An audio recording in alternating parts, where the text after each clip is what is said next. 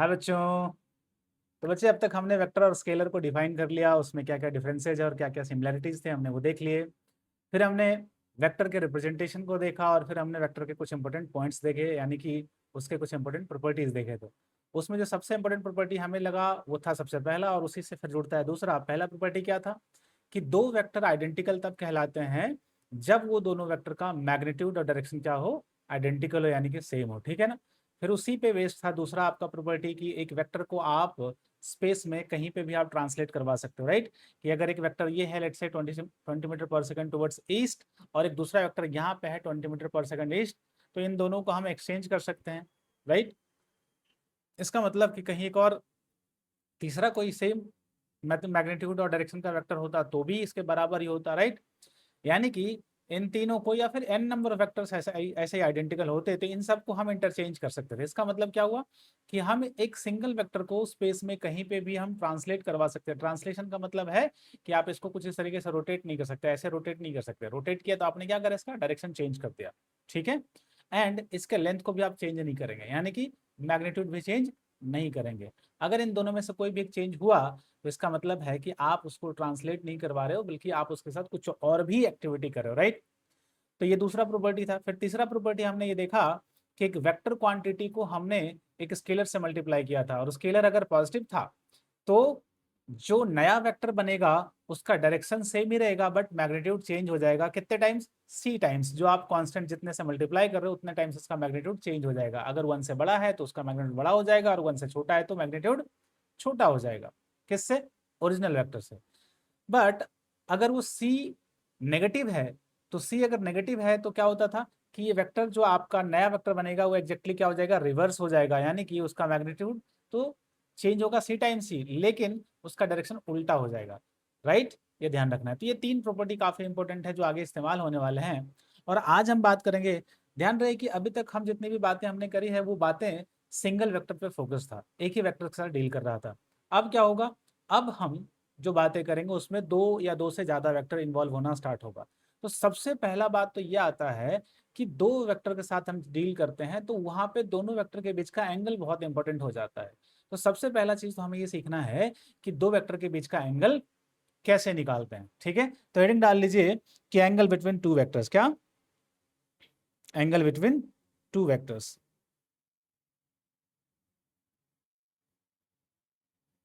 दो वेक्टर्स के बीच में एंगल कैसे निकालते हैं, ठीक है। दो स्टेप है इसमें, बहुत सिंपल सिंपल सा दो स्टेप है। मैं आपको जैसे से बता रहा हूं, आप ध्यान रखिएगा, ठीक है। लेट्स से कि ये हमारा एक वेक्टर है बच्चा, वेक्टर ए, और एक दूसरा वेक्टर मान लो हमने यहाँ पे ऐसे बना लिया, वेक्टर बी। ये दो वेक्टर है, एक का नाम हमने दे दिया वेक्टर ए और दूसरे का नाम दे दिया वेक्टर बी, ठीक है।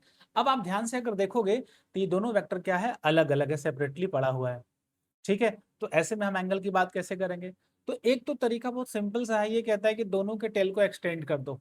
दोनों के टेल को अगर मैं एक्सटेंड करूंगा तो कुछ इस तरीके से एक्सटेंड हो जाएगा जी, और इसको करूंगा तो ऐसा एक्सटेंड हो जाएगा। दोनों के टेल को मैंने एक्सटेंड कर दिया, और जैसे ही मैंने एक्सटेंड किया तो दोनों का टेल जो है, टेल का जो एक्सटेंशन है वो एक जगह पे जाकर के मिला, हुआ ये पॉइंट है, ठीक है ना। अब इस पॉइंट पे आप ध्यान से देखो तो दो एंगल बन रहे होंगे। Let's say this angle is theta, एक एंगल है थीटा, और एक दूसरा एंगल है, अगर मैं थोड़ा सा इसको छोटा कर दूं तो एक दूसरा एंगल बन रहा है यहाँ पे 360 माइनस थीटा, ठीक है। एक तो तरीका ये है कि आप क्या करो, दोनों के टेल को एक्सटेंड कर दो, और वो जहां पे मिलता है वहां पे दो एंगल एक्चुअली में फॉर्म होंगे, एक थीटा और दूसरा 360 माइनस थीटा, ठीक है। इन दोनों में जो छोटा एंगल होगा सिंपली वही एंगल बिटवीन टू वेक्टर्स होगा। So this is method number 1, ठीक है। ये क्या हो गया आपका मेथड नंबर 1। मैं फिर से रिपीट कर देता हूं मेथड नंबर 1 को। क्या कह रहा है कि कहीं पे भी दो वेक्टर अगर पड़ा हुआ है तो दोनों के टेल को आप एक्सटेंड कर दो। जब आप एक्सटेंड करोगे तो वो किसी एक पॉइंट पे आकर के मिलेगा। जैसे हमने जब एक्सटेंड किया तो इस पॉइंट पे आकर के वो मिला, और जब इस पॉइंट पे आकर के मिला तो यहाँ पे आपने देखा कि एक एंगल थीटा हमने मान लिया, तो ऑब्वियसली जो दूसरा एंगल है वो क्या बच गया, 360 माइनस थीटा। उसके बाद इन दोनों एंगल में से जो छोटा एंगल होगा वही क्या कहलाएगा, angle between vector A and B, ठीक है। सिंपल सी बात है। तो एक तो तरीका ये है जी। दूसरा तरीका क्या है? दूसरा तरीका ये है कि आप शिफ्टिंग ऑफ वेक्टर से भी एंगल निकाल सकते हो। किससे निकाल सकते हो? शिफ्टिंग ऑफ वेक्टर से भी एंगल निकाल सकते हो। ठीक है, देखो कैसे निकालते हैं। Step number 1,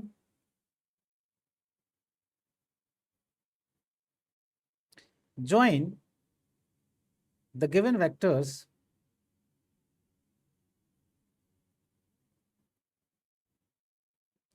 either tail to tail or head to head, either tail to tail और हेड टू हेड।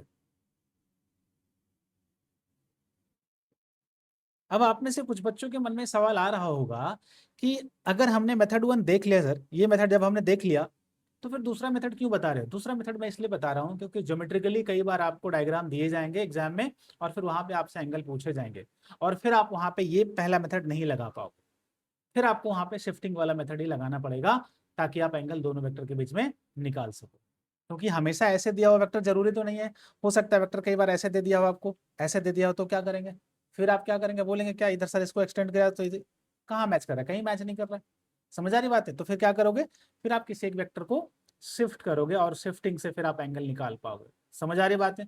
तो पहला मेथड तो अगर डायग्राम दे रखा है और कुछ इस तरीके से तब आसानी से हमने निकाल लिया, बट हमारे लिए जो सबसे अच्छा और सबसे बढ़िया मेथड है या सबसे कन्वीनियंट मेथड है वो क्या है? मेथड नंबर 2, कि हम क्या कर सकते हैं कि एक वेक्टर को या दोनों में से किसी एक को या दोनों में से दोनों को आप शिफ्ट करके दोनों को या तो टेल टू टेल ज्वाइन करवा दो या तो हेड टू हेड ज्वाइन करवा दो।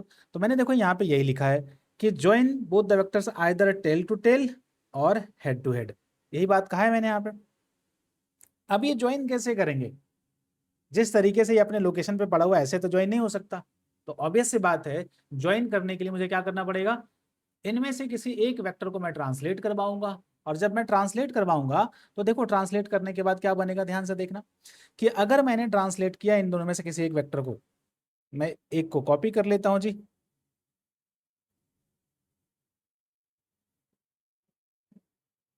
ठीक है, उसके बाद दूसरे को भी कॉपी कर लेता हूं। तो देखो एक तो हो गया कि दोनों को हमने, एक एज इट इज रह गया और उसके बाद हमने बी को क्या करा? बी को हमने ट्रांसलेट करवा करके शिफ्ट कर लिया।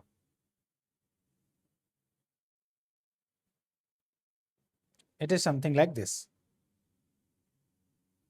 ठीक है, तो ये वेक्टर क्या हो गया जी? ये हो गया वेक्टर ए और ये हो गया वेक्टर बी। अब आप ध्यान से देखो कि ये कैसा ज्वाइंट है? ये ज्वाइंट है टेल टू टेल। कैसा ज्वाइंट है? टेल टू टेल ज्वाइंट है। इसी तरीके से आप क्या कर सकते थे? आप टेल टू मतलब हेड टू हेड भी आप कर सकते थे। तो हेड टू हेड मतलब दोनों के हेड को एक पे लाओ। तो दोनों के हेड पे अगर मैं एक साथ लाता हूं तो देखो क्या बन जाता है, कुछ इस तरीके से बन जाता है।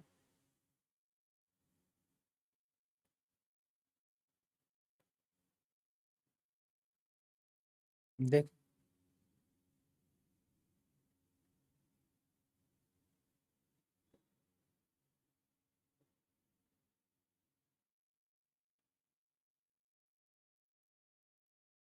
ऐसा बन जाएगा।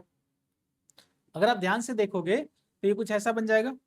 ठीक है, ये क्या है? ये है head to head joint.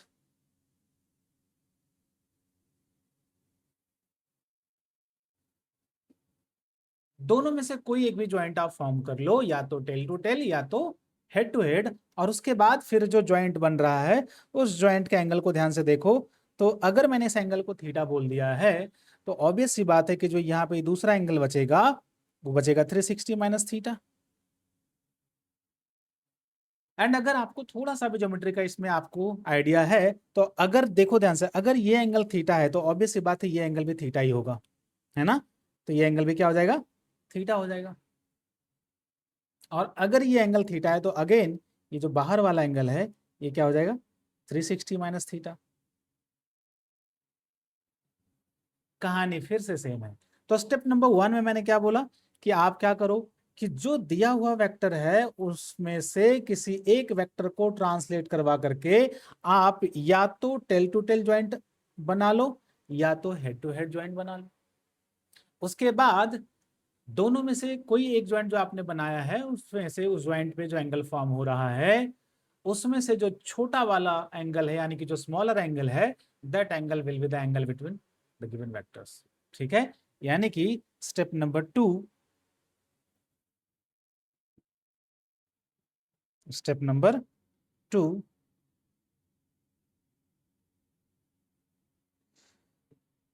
Choose smaller, किस में से, out of theta and 360 minus theta. इन दोनों में से जो छोटा वाला है उसको चूज करना है, वही क्या होगा, it is equal to angle between vector A and vector B. समझ आई बातें? अगर आप ध्यान से समझो तो मैं फिर से इसको एक बार रिपीट कर रहा हूं कि अगर आपको दो वेक्टर के बीच का एंगल निकालना है तो आपको क्या करना है, दोनों वेक्टर को या तो आपको टेल टू टेल ज्वाइन कर देना है या फिर हेड टू हेड ज्वाइन कर देना है। और इन दोनों में से कोई भी एक ज्वाइंट बना लिया आपने, उसके बाद फिर उस ज्वाइंट पे आपको एंगल देखना है। जो छोटा वाला एंगल बन रहा है that angle will be the angle between the given vectors, और you can say angle between vector A and vector B. Clear है बातें? यानी कि इस तरीके से हम दो वेक्टर के बीच के एंगल को निकाल सकते हैं। अब एक एग्जांपल लेते हैं, उसमें हम मल्टीपल वेक्टर को एक ही साथ कंसीडर कर रहे हैं और फिर हम देखेंगे कि उन्हें अलग अलग वेक्टर्स के बीच में एंगल किस तरीके से निकालेंगे। राइट, तो एक एग्जांपल ही ले लेते हैं। ठीक है, क्वेश्चन ले लेते हैं कि मान लेता हूं कि कुछ इस तरीके से हमारा कोऑर्डिनेट सिस्टम है। अब इस कोऑर्डिनेट सिस्टम में मैं मल्टीपल वेक्टर्स बना लेता हूं। एक वेक्टर ऐसा बना लिया जी, एक वेक्टर मैं यहां बना लेता हूं। चलो इसको ऐसे बना लेता हूं ताकि कोई कंफ्यूजन न रह जाए। एक वेक्टर मैं ऐसे बना लेता हूं।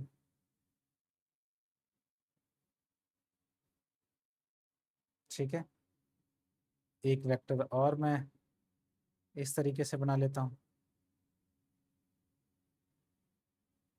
चलो इसको बाहर की तरफ में बना लेता हूं ताकि कोई कंफ्यूजन न रहे। ठीक है, और मैं सारे वेक्टर्स का नाम दे देता हूं। यहाँ पे ध्यान रहे कि let's say this vector is A, vector B, vector C and vector D. मैं एंगल भी दे देता हूं इन सब। Let's say this angle is 30, this is also 30, this is 45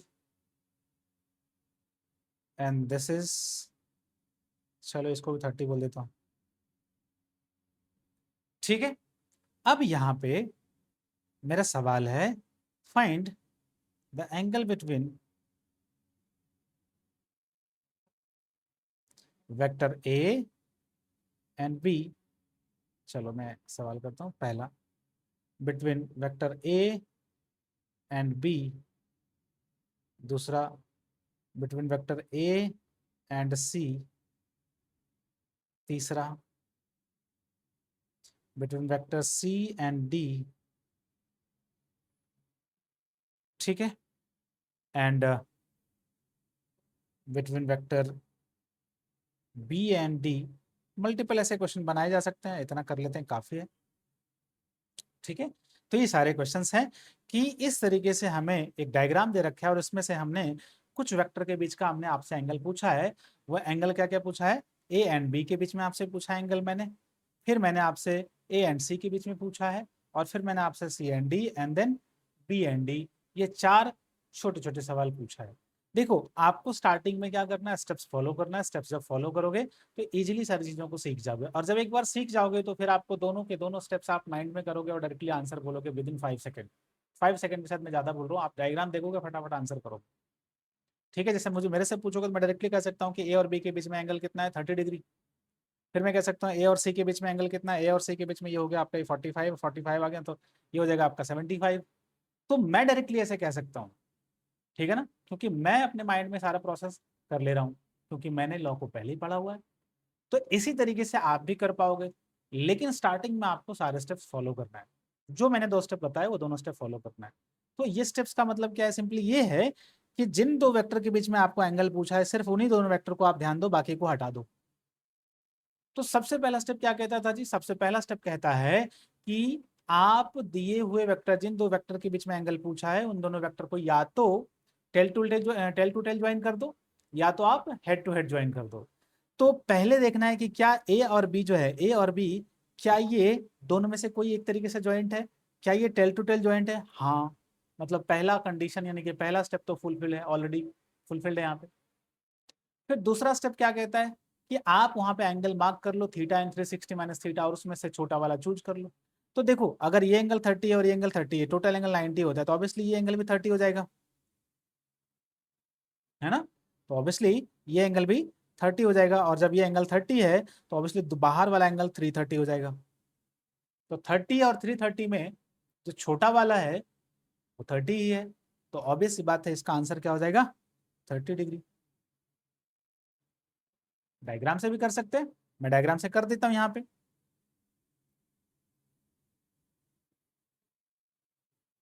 पहला, जिन दोनों वेक्टर के बीच में बात पूछा है उन दोनों वेक्टर को मैं यहाँ पे ले लेता हूँ, बाकी सबको छोड़ देता हूँ। देखो, मैं सिर्फ उन दोनों को ही उठा रहा हूँ, बाकी सबको भूल जा रहा हूँ। मैंने यहाँ पे इसको कॉपी मार दिया और यहाँ पे पेस्ट भी मार दिया। देखो, ऐसा आ गया।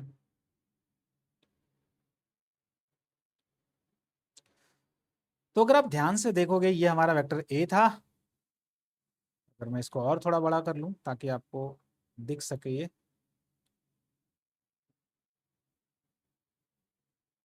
ऐसा कुछ।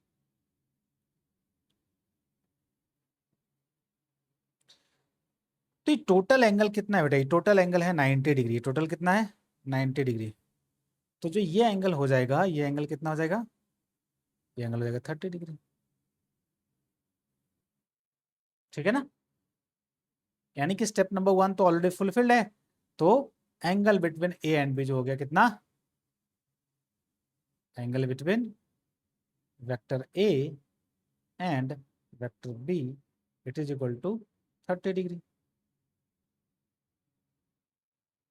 क्लियर है बात है? आप देखोगे तो ये जो बड़ा वाला एंगल है, मैं बना भी देता हूं कि ये जो एंगल है, ये एंगल कितना है, 330 डिग्री, है कि नहीं? क्लियर बात है? तो पहला हमने इस तरीके से निकाल लिया। फिर दूसरा क्या पूछा है जी, दूसरा हमसे पूछा है वेक्टर ए एंड सी के बीच में पूछा है, यानी कि हमें ये लेना पड़ेगा जी। ये मैं पूरा उठा लेता हूँ, उसके बाद बी को मैं हटा दूंगा। जो दूसरा है आपका,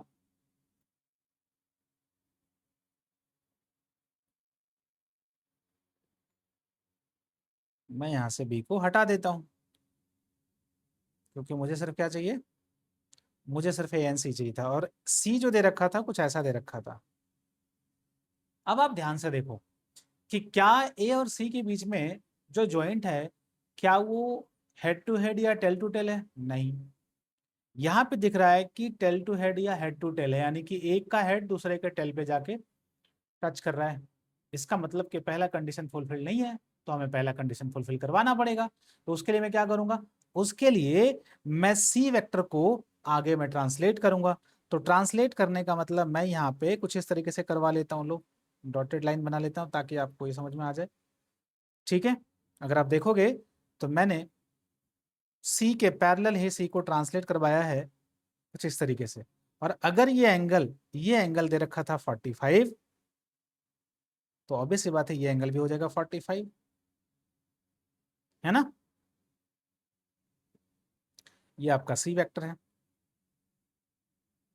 अब आप फिर से ध्यान से देखो कि 30 प्लस 45 75 हो गया।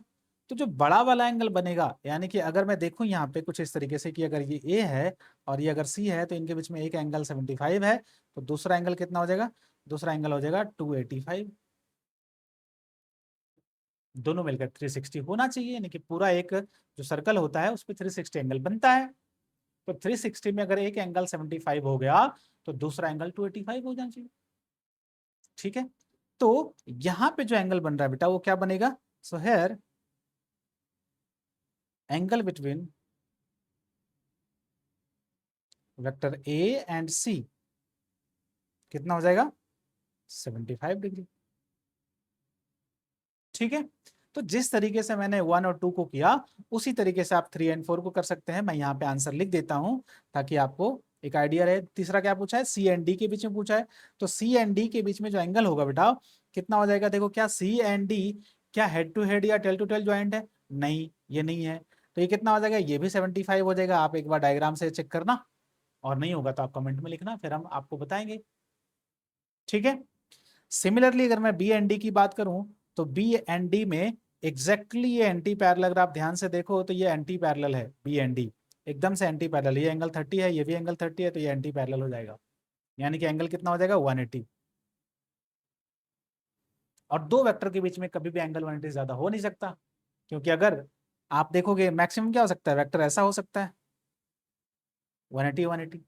जैसे ही कोई एक ऐसा टिल्ट हुआ तो ये एंगल छोटा बन जाएगा, तो जैसे छोटा बनता है तो फिर हमें छोटा वाला चूज करना होता है, हाँ या नहीं।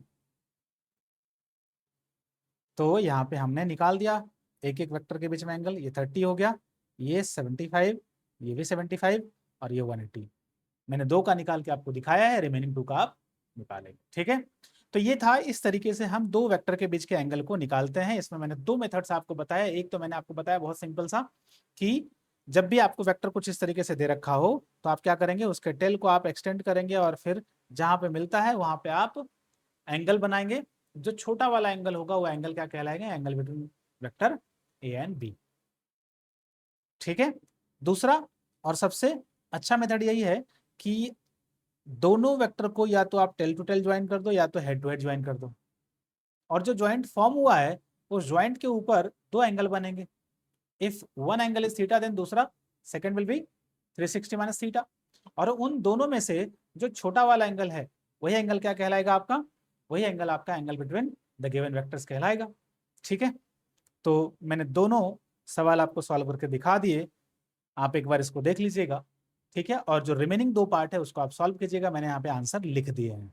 तरीका वही है कि पहले आप डायग्राम को ड्रॉ कीजिएगा, उसके बाद फिर आप ज्वाइंट फॉर्म कीजिएगा, ज्वाइंट फॉर्म करके देखेंगे दोनों एंगल, जो छोटा होगा that will be the angle between given vectors. ठीक है, अब हम आगे बढ़ते हैं बेटा, जो कि इस चैप्टर का one of the important part है, यानी कि वेक्टर का सबसे इंपॉर्टेंट पार्ट में से एक है, और वो है एडिशन ऑफ टू वेक्टर्स, यानी कि ट्रायंगल ऑफ एडिशन। ठीक है, हम किसकी बात करने जा रहे हैं, अब हम बात करने जा रहे हैं ट्रायंगल लॉ ऑफ एडिशन या फिर वेक्टर लॉ ऑफ एडिशन का, है ना। हेडिंग डाला जाए vector law of addition.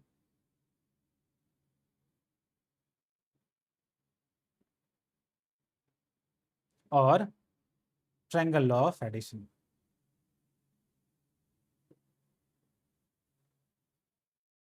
Law of addition,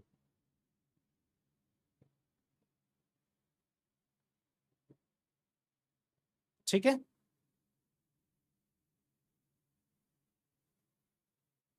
दोनों में से कोई भी नाम आप दे सकते हैं, या तो आप उसको वेक्टर लॉ ऑफ एडिशन बोल दीजिए या फिर ट्रायंगल लॉ ऑफ एडिशन बोल दीजिए।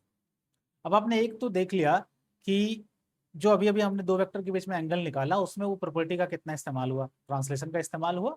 लगभग हर दूसरे सवाल में हम क्या कर रहे हैं, जो वेक्टर का ट्रांसलेशन वाला प्रॉपर्टी था उसका इस्तेमाल कर रहे हैं। एग्जैक्टली सेम प्रॉपर्टी हम यहाँ पे ट्रायंगल ऑफ एडिशन में भी इस्तेमाल करने वाले। ठीक है, तो पहले देखते हैं कि हमारे पास क्या क्या दिया है। लेट्स से कि हमारे पास दो वेक्टर दे रखा है बेटा कुछ इसी तरीके से, कि एक वेक्टर ए है और फिर यहाँ पे एक दूसरा वेक्टर है बी, कुछ इस तरीके से आपको दे रखा है दोनों vector, vector A and B.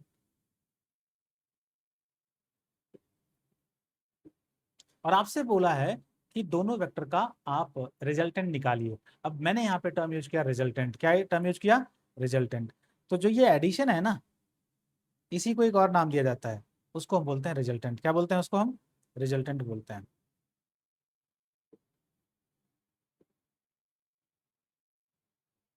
इसको हम रिजल्टेंट भी बोलते हैं। ठीक है, यानी कि ए प्लस बी, किसकी बात कर रहे हैं हम, ए प्लस बी की बातें कर रहे हैं। रिजल्टेंट का मतलब ए प्लस बी।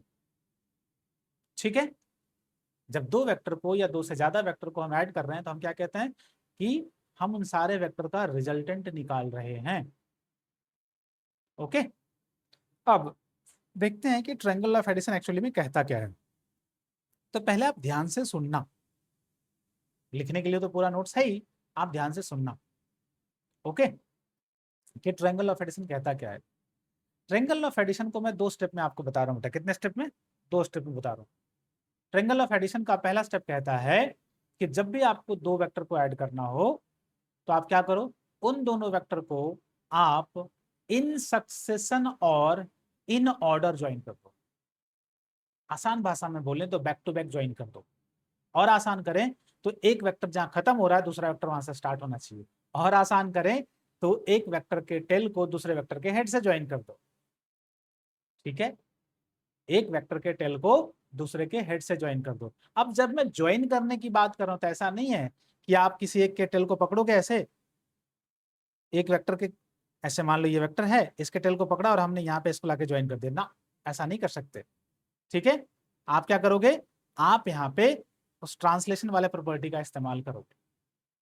मैं यहाँ पे वेक्टर को रोटेट करके किसी दूसरे वेक्टर के टेल या दूसरे वेक्टर के हेड से ज्वाइन नहीं कर दूंगा।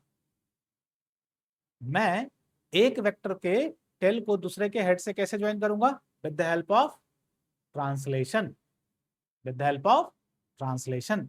जैसे आप देखो यहाँ पे ध्यान से कि यहाँ पे वेक्टर बी यहाँ था, तो मैं वैसा ही वेक्टर बी को यहाँ पे बनाऊंगा, तो देखो ये ज्वाइंट हो जाएगा।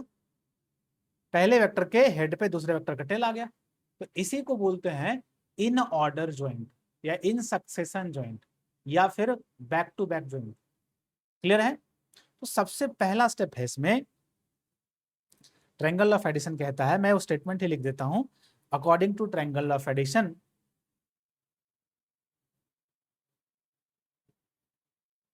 according to triangle of addition, a triangle of vector addition,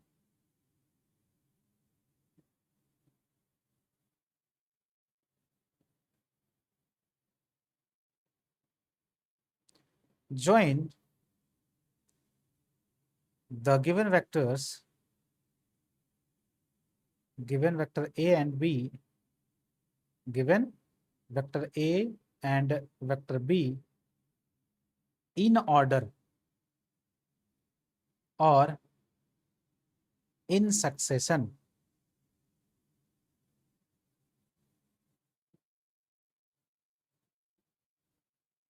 and then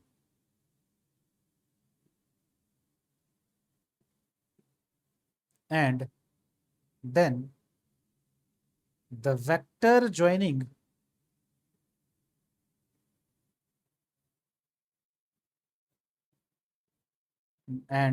vector joining from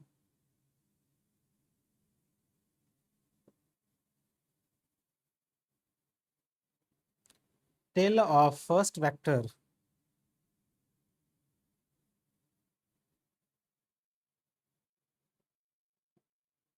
to the head of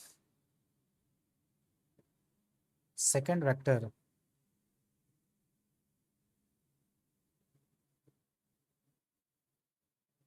will be the resultant one, will be the resultant vector.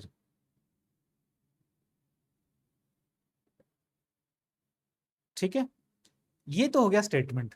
ये क्या हो गया, स्टेटमेंट। एक बार statement को आप ध्यान से देखो, क्या बोला है मैंने, according to triangle of addition join the given vector A and vector B in order और इन सक्सेशन। ध्यान यही देना है, इन ऑर्डर और इन सक्सेशन।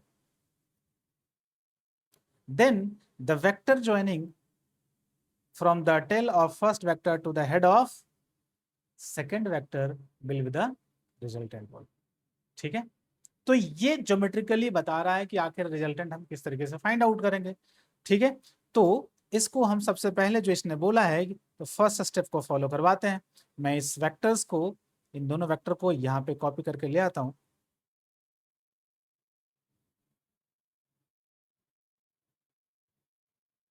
ये दोनों वेक्टर को मैंने यहाँ पे ले आया बेटा। अब यहाँ पे क्या करना है कि जो पहला स्टेप है उसको फॉलो करवाते हैं जी। ठीक है, अगेन पहले वेक्टर को मैंने यहाँ रख लिया एंड, सॉरी, कॉपी कर लिया जाए। तो पहला वेक्टर मैंने यहाँ पे बना लिया। अब दूसरे वेक्टर को मुझे क्या करना है, ट्रांसलेट करवाना है। तो मैं दूसरे को ट्रांसलेट करवा लेता हूँ जी, ठीक है।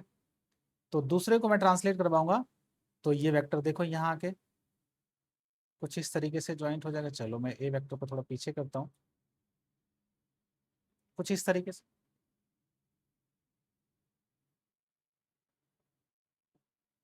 ठीक है, तो ये मैंने ए और बी को इन ऑर्डर और इन सक्सेशन यहाँ पे ज्वाइंट बना दिया, ज्वाइंट कर दिया। अब इसका दूसरा हिस्सा यानी कि जो मैंने रेड कलर से यहाँ पे लिखा वो क्या कह रहा है, then the vector joining from the tail of first vector to the head of second vector will be the resultant vector. तो वो ज्वाइन किया जाए। तो पहला वेक्टर का टेल ये है, यहां से स्टार्ट किया जाए और ये रहा दूसरे वेक्टर का हेड। तो यहाँ पे ये बन गया आपका resultant vector r is equal to a plus B. So this is the resultant vector according to the triangle of addition। ठीक है, तो ज्योमेट्रिकली हमने रिजल्टेंट देखा कि ट्रायंगल ऑफ एडिशन के हिसाब से ज्योमेट्रिकली रिजल्टेंट वेक्टर किस तरीके से निकाला जाता है। ठीक है, अब इसका मैग्नीट्यूड निकालना है with the help of calculation, फिर इसका डायरेक्शन निकालना है। अब डायरेक्शन निकालने के लिए हमारे पास दो ऑप्शन है, या तो वेक्टर ए के रेस्पेक्ट में निकालें या तो वेक्टर बी के रेस्पेक्ट में निकालें। ठीक है, तो सारा कैलकुलेशन हम अगले क्लास में करेंगे, लेकिन अगले क्लास के लिए आपको इस क्लास का रिवाइज करना बहुत इंपॉर्टेंट है। ठीक है, तो ये क्लास आपको अच्छे से रिवाइज करके आना है अगले क्लास में। ओके, चलिए मिलते हैं अगले क्लास में। Thank you.